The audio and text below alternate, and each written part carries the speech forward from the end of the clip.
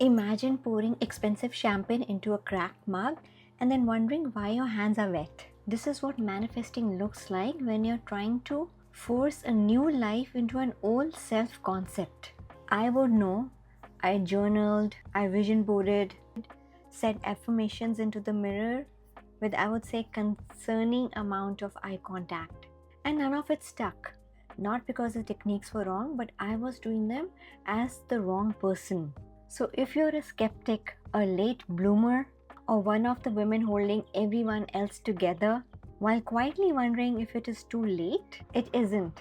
Here is the 4-step 10-minute routine I used to fix the container and shift my identity in 7 days. In law of assumption, and if you've been here before, you know I'm learning this alongside you. Identity isn't your personality.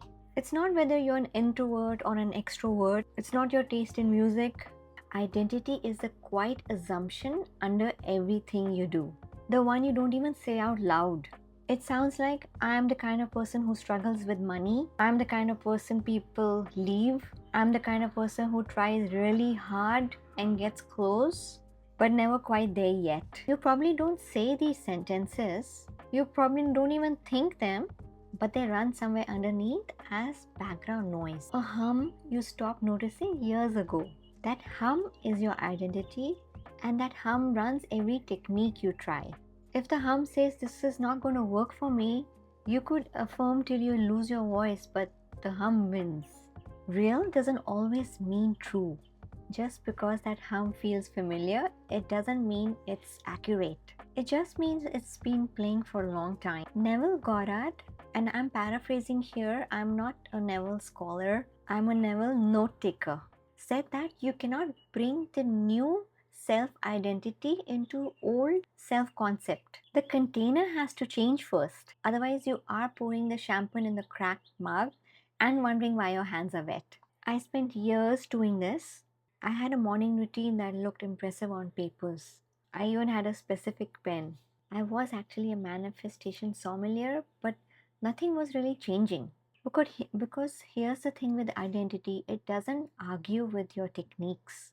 It just quietly undoes them. You say, I am abundant, but your identity adds, maybe, eventually, if I work hard enough, if the universe is in a good mood. You did not hear the second part, but universe did. Every technique you try is filtered through who you believe you are. So the question isn't what is the best technique. The question is who's holding that technique. So here's a routine, 4 steps, not 4 hours. The whole thing takes maybe 10 minutes a day. You don't have to be perfect, just consistent. So step 1, catch the old identity talking. Before you can practice a new identity, notice the old one. So for one day and just one, just notice the sentences that run in your head. Pay attention to every sentence that starts with, I'm the kind of person who, or I always, or I never. Write them down, don't argue with them, don't fix them, just catch them. The first time I did it, I almost filled the whole page in 4 hours. I was a little impressed by myself, but I was also horrified. It turns out I had so many opinions about who I was, and none of them were useful. And many of them were borrowed from people I hadn't spoken to in decades. This step is just awareness. You're not shaming your old identity. You're just noticing what's been running in the background, you know? The way you notice music playing in the other room, it was there the whole time. Okay, step 2, name the new identity. One sentence. So now once you've seen what the old identity sounds like, you write one sentence. One. Not a paragraph, not a list of qualities. One sentence that names the practice of who you are becoming. Not I want to be, I hope I do, present tense. For example, mine started as I am someone who trusts the unseen process more than the visible evidence. I didn't have to believe it, I just had to say it and have my brain listen to it. So again, I'm the kind of person who trusts the unseen process before visible evidence. One sentence, write it somewhere you'll see. Your phone wallpaper, your bathroom mirror, the cover of the journal you actually use, just somewhere it's visible. So I just wanted to pop in here and give you my real time experience and how I deal with it. I'm here traveling for a work conference, and I'm getting ready for a presentation. Usually, my old self would have thoughts like, oh my god, I'm so nervous. I don't know if everything is going to go well. I really don't know. And then those thoughts would stay in my head. The whole day, I'll be sticking with those thoughts in my head. But now, the way I think now, as soon as I get those intrusive thoughts, because thoughts would keep coming, right? As soon as I get those thoughts, I am aware of them, I notice them, and I try to stop them. Or maybe, I won't even try to stop them, but I would be aware at least now. And that itself has been a big step for me. The moment I would say, oh my god, I'm so nervous, I'll notice it, and I'll say, sometimes I would say, well, I'm not nervous, everything is going to go well. But just the fact that I've started noticing these thoughts that keep coming, and they come anytime, we are human. That self is a big shift in your identity.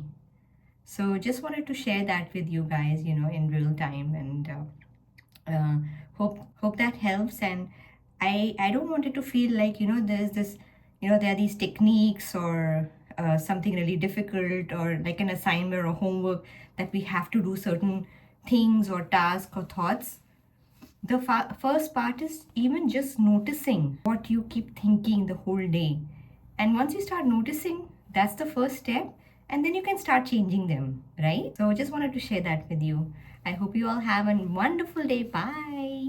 Step 3, the 2-minute morning embodiment. This is the part that felt most awkward at first, and the part that changed everything. Every morning, before you check your phone, before you even open your eyes all the way, you sit with that sentence for 2 minutes. You don't analyze it, you feel into it. What would it feel like to already be her? Not what would she have, but what would she feel? What would her shoulders do? Where would the tension not be? 2 minutes and that's it. You don't need a meditation cushion or an incense or a singing bowl. You just need 2 minutes. I'm not going to tell you I nail this every morning. Some mornings I just wake up, especially Monday, and think about that email or that meeting coming up. But I catch it faster now. And those 2 minutes, when I actually take them, set the entire day differently. You know how many of us just wake up and the first thing we do is look at our phone, start scrolling, look at the news, maybe there's something bad, and our brain just kind of feeds onto all of that negativity and everything. So, this is just a practice to stop that, and it's not hard. Step 4, the evening identity review. At the end of the day, and you don't have to be precious about it, take 60 seconds and ask yourself one question. Where today did I act like the old story? And where did I act like the new one? No judgment, no scoring, just noticing. This morning I spiraled about something I couldn't control. That was the old story. This afternoon I caught myself before the spiral finished. That is the new story. You're not grading yourself, you're training yourself. The different matters.